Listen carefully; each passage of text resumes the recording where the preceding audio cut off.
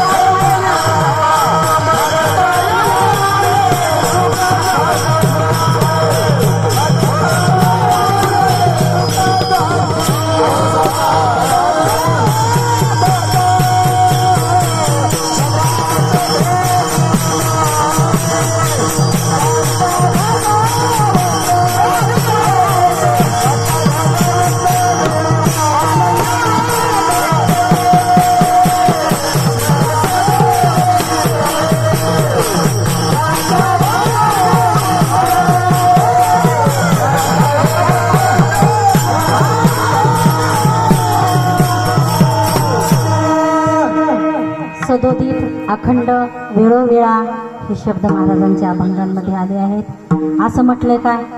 आनंदेव दत्त स्मरा कधीतरी, नाही का? असंही लिहिता येत होतं ना.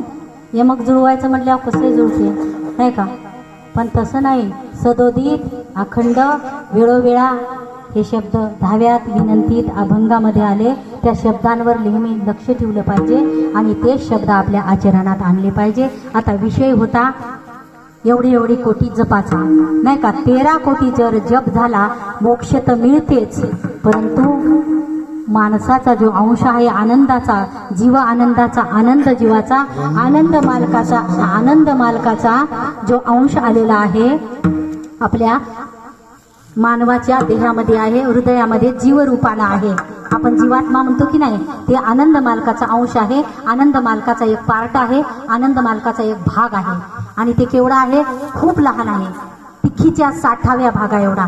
आपण तिखी टाकतो की नाही? भाजीमध्ये मोहरी म्हणतात कोणी, तिखी. त्या आपल्या हृदयातला किती उंच माणूस असू द्या, जीव हत्ती मुंगी पासून जे माणसाच्या देहात जे चैतन्य जीवरूपी जीवाच्या नावानं जे आहे ते अगदी सूक्ष्म आहे. तिखीच्या 60व्या भागा एवढा आहे. किती? तिखीचा 60वा भाग आपल्याला दिसल का? खसखसच दिसत नाही. तिखीचा 2रा 3रा भाग 4था भाग आंधळ्या माणसाला आमच्यासारख्याला खसखसच दिसत नाही. तर ते जीव जे आहे आपल्या हृदयात ते तिखीचा 60वा भाग आपल्याला दिसल का? मग माणसाचा मृत्यू झाला तेव्हा आपण काय म्हणतो? केव्हा गेला की जीव? तोंडातून गेला का नाकातून गेला का डोळे फाडले होते डोळ्यातूनच गेला वाटतंय? आपल्याला पता लागते का? आपल्या समोरच पाणी पित नाही एखादं समजा. आता त्याच्याहून विषय एक निघाला आमच्या तिकडं बरं विदर्भात.